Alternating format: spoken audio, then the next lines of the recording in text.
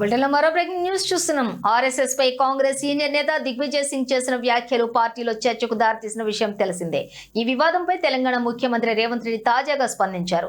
దిగ్విజయ్ సింగ్ పేరు ప్రస్తావించకుండా పరోక్షంగా ఆయనకు చురకలు వేశారు. ఆర్ఎస్ఎస్ లోనే కాదు, కాంగ్రెస్ పార్టీలోనూ ప్రతిభకు పట్టం కడతారని, నిస్వార్థంగా పాటుపడే వారికి తగిన గౌరవం దక్కుతుందని చెప్పుకొచ్చారు. ఈ మేరకు రేవంత్ రెడ్డి ఎక్స్ లో ఓ పోస్ట్ పెట్టారు.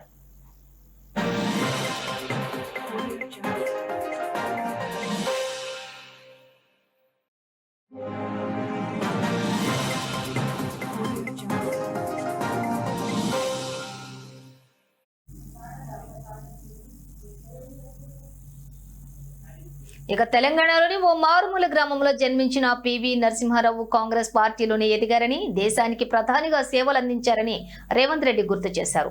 కాంగ్రెస్ పార్టీ అధ్యక్షురాలిగా వ్యవహరించిన సమయంలో సోనియా గాంధీ దేశ సేవకే ప్రాధాన్యమిస్తూ మన్మోహన్ సింగ్ ను ప్రధానిని చేశారని చెప్పారు. అంకిత భావానికి, విలువలతో కూడిన రాజకీయానికి సోనియా మారుపేరుగా నిలిచారని ప్రశంసలు కురిపించారు.